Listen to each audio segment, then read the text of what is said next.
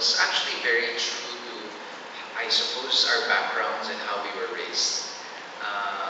Most of the stories are actually, you know, me being able to compare my work ethic against my older parents or my aunt who would wake up at 6 and, you know, they come home until 9 or 10 in the evening. I mean, that was the kind of exposure that we had. And so I was always saying that I can't be spoiled. I mean, this is work. No? So it's how you treat it. Number two, I think it's all about discarte. No? Like, to be honest, we started life out on a billiard table, not the long table, actually the hexagonal octagon table that, you know, on a dining area. I mean, I worked there for about a year.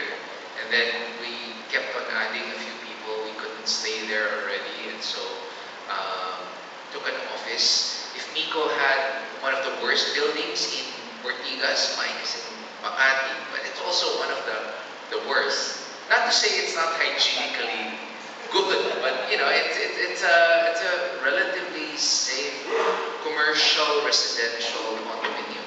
I mean, and I was never shy about it. But that's like a few years after when we got a bit bigger. When I was starting out, you know, I just thought differently. I think I was a little bit more carefree. My first office was in the beach because the rent was just cheaper at the resort on the weekdays. And so I would spend my time in a resort, 300 bucks a day. I had my internet data and I survived like that for like 3 months. No? I don't drive a car usually, I'm on a bike because my gas is so much cheaper than everyone's here, I bet. Mine is San Juan to Makati, 300 pesos a week, right? On a Vespa. And if I take the big bike, it's 600 bucks, right? And so it became a lifestyle. Furniture, I make my own furniture. The table that I do, I made it. And so that's how we save. So it's, you know, how you, that's discarte, right? And so that's the kind of, I think, thinking that we just have to apply if we want to save, you know, and because you're trying to do something that you believe in it so much that it's actually worth your time. Because to be honest, I mean, I would probably think that, you know, had it not been a startup, life would be easier if we worked somewhere else. Doesn't have to be in the Philippines. I'm sure everyone in this panel is so hireable anywhere else, but we choose to do what we do because we love it. And I think that's the message that I wanted to share. Anson?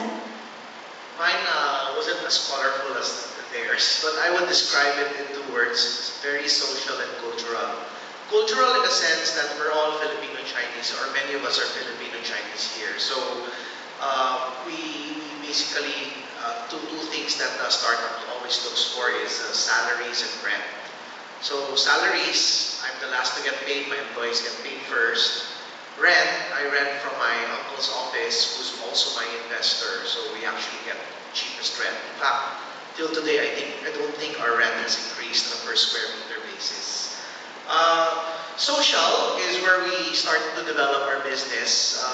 Having been blessed with a lot of friends and family, my investors and my friends are required to buy our software. So one thing that we have is we started off with a very, very good software. Peachtree and QuickBooks are both international accounting software, respectable brands. Hindi naman kami napapahiya doon.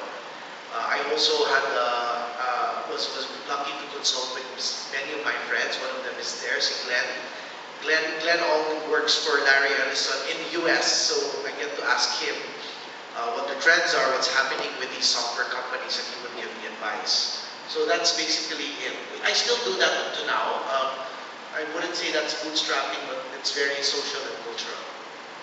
Okay, up next we talk about whether the startup founders begin with the end in mind, their exit strategies. But first, a 5-minute coffee break for everybody.